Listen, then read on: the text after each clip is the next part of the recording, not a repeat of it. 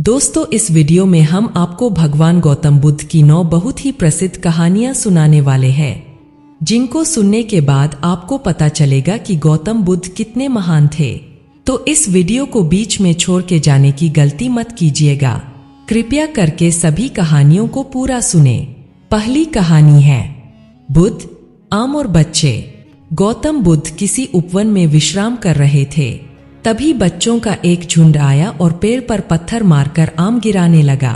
एक पत्थर बुद्ध के सर पर लगा और उससे खून बहने लगा। बुद्ध की आंखों में आंसू आ गए। बच्चों ने देखा तो भयभीत हो गए। उन्हें लगा कि अब बुद्ध उन्हें भला बुरा कहेंगे। बच्चों ने उनके चरण पकड़ लिए और उनसे क्षमा याचना करने लगे। उनमें से एक बच्चे ने कहा, हमसे बड़ी भूल हो गई है। मेरी वजह से आपको पत्थर लगा और आपके आंसू आ गए। इस पर बुद्ध ने कहा, बच्चों, मैं इसलिए दुखी हूं कि तुमने आम के पेड़ पर पत्थर मारा तो पेड़ ने बदले में तुम्हें मीठे फल दिए, लेकिन मुझे मारने पर मैं तुम्हें सिर्फ भय दे सका। दूसरी कहानी है परिश्रम के साथ धैर्य भी। एक बार भगवान बुद्ध अपने अनुयायियों के साथ किसी गांव में उपदेश देने जा रहे थे। उस गांव से पूर्व ही मार्ग में उन लोगों को जगह जगह बहुत सारे गड्ढे खुदे हुए मिले। बुद्ध के एक शिष्य ने उन गड्ढों को देखकर जिज्ञासा प्रकट की, आखिर इस तरह गड्ढे का खुदे होने का तात्पर्य क्या है? बुद्ध बोले, पानी की तलाश में किसी व्यक्ति ने इतने गड्ढे खोदे हैं।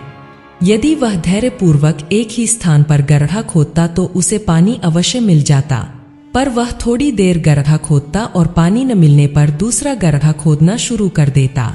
इस कहानी का यही अर्थ है कि व्यक्ति को परिश्रम करने के साथ धैर्य भी रखना चाहिए। तीसरी कहानी है अमृत की खेती। एक बार भगवान बुद्ध भिक्षा के लिए एक किसान के यहाँ पहुंचे।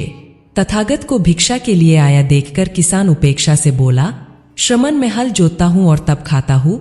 तुम्हें भी हल जोतना और बीज बोना चाहिए और तब खाना खाना चाहिए। बुद्ध ने कहा, महाराज, मैं भी खेती ही करता हूँ। इस पर किसान को जिज्ञासा हुई। किसान ने बोला, गौतम, मैं न तुम्हारा हल देखता हूँ, न बैल और न ही खेती के स्थल। तब आप कैसे कहते हैं कि आप भी खेती ही करते हैं? आप कृपया अपनी खेती के संबंध में समझाएं। बुद्ध ने कहा, महाराज, मेरे पास श्रद्धा का बीज, तपस्या रूपी वर्षा, प्रजा रूपी जोत और हल है। पाप भी रूता का दंड है, विचार रूपी रस्सी है, स्मृति और जागरूकता रूपी हल की फाल और पेनी है। मैं वचन और कर्म में संयत रहता हूँ। मैं अपनी इस खेती को बेकार घास से मुक्त रखता हूँ और आनंद की फसल काट लेने तक प्रयत्नशील रहने वाला हूँ। अप्रमाद मेरा बैल है, जो बाधाएं देखकर भी पीछे मुंह नहीं मोड़ता है। वह मुझे सीधा शांति धाम तक ले जाता है। इस प्रकार मैं अमृत की खेती करता हूँ। चौथी कहानी है मृत्यु के उपरांत क्या। एक बार बुद्ध से मलुक्य पुत्र ने पूछा, भगवान, आपने आज तक यह नहीं बताया कि मृत्यु के उपरांत क्या होता है। उसकी बात सुनकर बुद्ध मुस्कुराए। फिर उन्होंने उससे पूछा, पहले मेरी एक बात का जवाब दो। अगर कोई व्यक्ति कहीं जा रहा हो और अचानक कहीं से आकर उसके शरीर में एक विषबुझा बाण घुस जाए तो उसे क्या करना चाहिए? पहले शरीर में घुसे बाण को हटाना ठीक रहेगा या फिर देखना कि बाण किधर से आया है और किसे लक्ष्य कर मारा गया है? मलुक्य पुत्र ने कहा, पहले तो शरीर में घुसे बाण को तुरंत निकालना चाहिए, अन्यथा विष पूरे शरीर में फैल जाएगा। बुद्ध ने कहा, बिल्कुल ठीक कहा तुमने। अब यह बताओ कि पहले इस जीवन के दुखों के निवारण का उपाय किया जाए या मृत्यु की बातों के बारे में सोचा जाए? मलुक्य पुत्र अब समझ चुका था और उसकी जिज्ञासा शांत हो गई। पांचवी कहानी है बुद्ध ने कहा, सबका हित करो। एक दिन एक व्यक्ति बुद्ध के पास पहुंचा। वह बहुत अधिक तनाव में था। अनेक प्रश्न उसके दिमाग में घूम घूम कर उसे परेशान कर रहे थे, जैसे आत्मा क्या है? आदमी मृत्यु के बाद कहा जाता है? सृष्टि का निर्माता कौन है? स्वर्ग नरक की अवधारणा कहाँ तक सच है और ईश्वर है या नहीं? उसे इन प्रश्नों के उत्तर नहीं मिल रहे थे। जब वह बुद्ध के पास पहुंचा तो उसने देखा कि बुद्ध को कई लोग घेर कर बैठे हैं। बुद्ध उन सभी के प्रश्नों व जिज्ञासाओं का समाधान अत्यंत सहज भाव से कर रहे हैं। काफी देर तक यह क्रम चलता रहा, किंतु बुद्ध धैर्य पूर्वक हर एक को संतुष्ट करते रहे। बेचारा व्यक्ति वहां का हाल देखकर परेशान हो गया।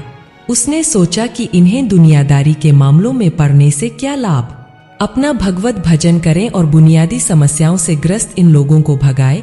किंतु बुद्ध का व्यवहार देखकर तो ऐसा लग रहा था मानो इन लोगों का दुख उनका अपना दुख है। आखिर उस व्यक्ति ने पूछ ही लिया, महाराज आपको इन सांसारिक बातों से क्या लेना देना? बुद्ध बोले, मैं ज्ञानी नहीं हूँ और इंसान हूँ। वैसे भी वह ज्ञान किस काम का जो इतना घमंडी और आत्म केंद्रित हो कि अपने अतिरिक्त दूसरे की चिंता ही न कर सके। ऐसा ज्ञान तो अज्ञान से भी बुरा है। बुद्ध की बातें सुनकर व्यक्ति की उलझन दूर हो गई। उस दिन से उसकी सोच व आचरण दोनों बदल गए। कथा का सार यह है कि ज्ञान तभी सार्थक होता है जब वह लोक कल्याण में संलग्न हो। 6वीं कहानी है, बुद्ध ने युवक को सत्संग का महत्व समझाया। महात्मा बुद्ध एक गांव में ठहरे हुए थे। वे प्रतिदिन शाम को वहां पर सत्संग करते थे। भक्तों की भीड़ होती थी क्योंकि उनके प्रवचनों से जीवन को सही दिशा बोध प्राप्त होता था। बुद्ध की वाणी में गजब का जादू था। उनके शब्द श्रोता के दिल में उतर जाते थे। एक युवक प्रतिदिन बुद्ध का प्रवचन सुनता था। एक दिन जब प्रवचन समाप्त हो गए तो वह बुद्ध के पास गया और बोला, महाराज, मैं काफी दिनों से आपके प्रवचन सुन रहा हूँ, किंतु यहाँ से जाने के बाद अपने गृहस्थ जीवन में वैसा सदाचरण नहीं कर पाता जैसा यहाँ से सुनकर जाता हूँ। इससे सत्संग के महत्व पर शंका भी होने लगती है। बताइए मैं क्या करूँ? बुद्ध ने युवक को बांस की एक टोकरी देते हुए उसमें पानी भरकर लाने के लिए कहा। युवक टोकरी में जल भरने में असफल रहा।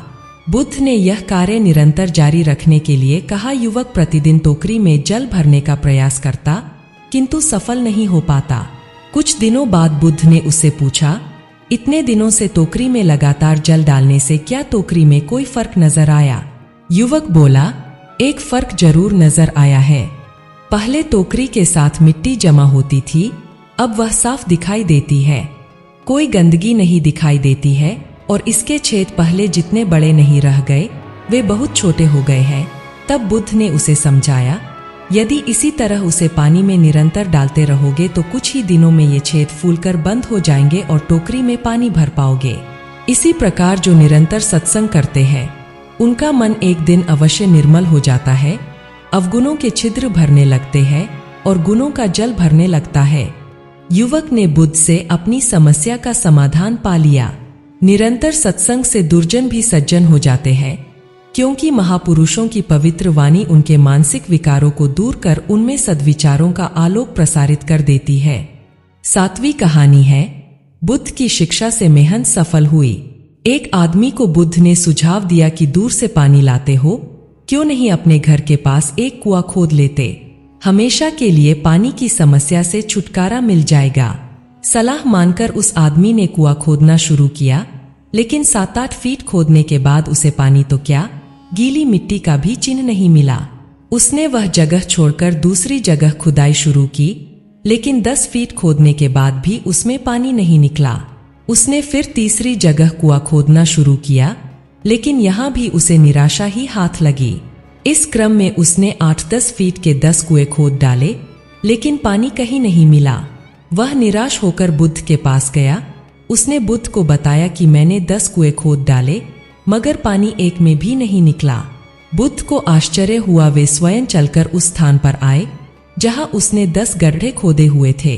बुद्ध ने उन गड्ढों की गहराई देखी और सारा माजरा समझ गए।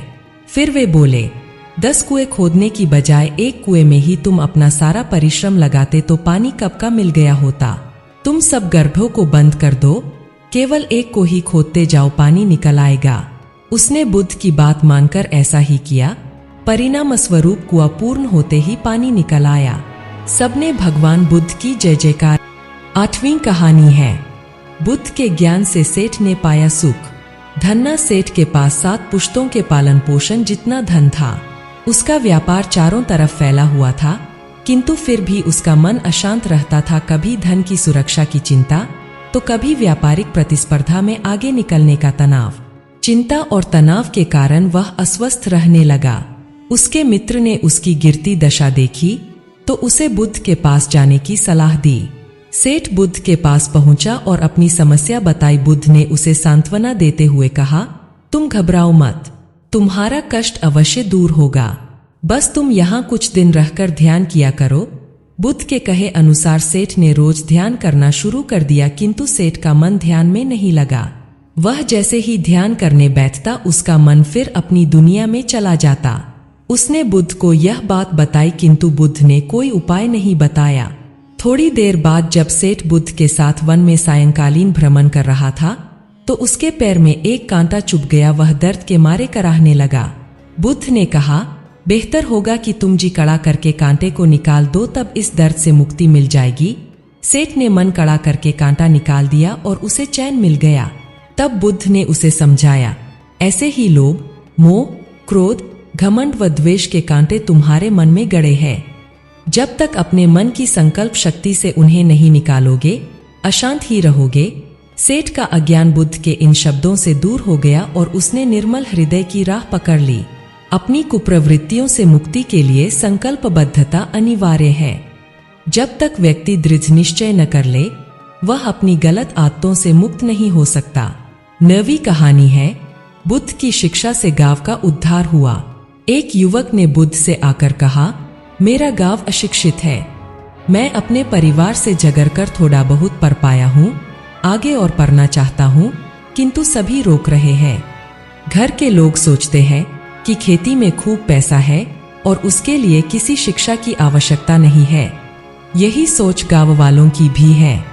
कृपया आप मेरे गांव चलकर वहां शिक्षा का प्रसार करवाइए। बुद्ध युवक की बात मानकर गांव आ गए। ग्रामीणों ने बुद्ध का सत्कार किया और रोज उनके प्रवचन सुनने आने लगे। बुद्ध जब भी शिक्षा का महत्व बताते, ग्रामीण विरोधी मत रखते।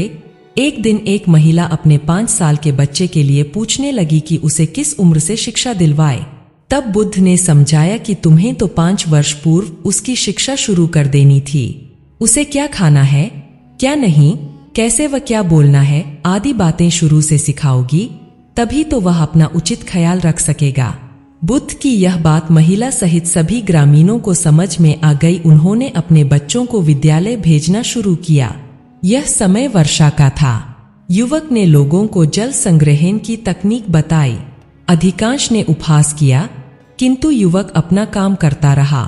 बुद्ध का सहयोग प्राप्त था, इसलिए किसी ने उसका खुलकर विरोध नहीं किया।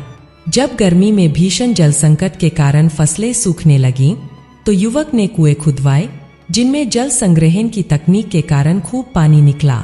ग्रामीण अब शिक्षा का महत्व समझ चुके थे। धीरे धीरे संपूर्ण गांव शिक्षित हो गया।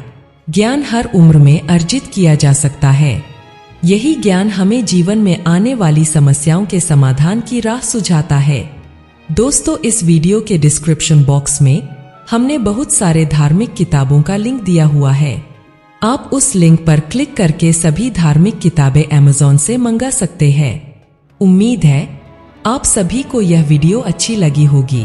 दोस्तों, आप सभी को इस वीडियो को लाइक करके और चैनल को सब्सक्राइब करके जाना है, ताकि आपको रोजाना ऐसे ही वीडियोस देखने को मिलती रहे।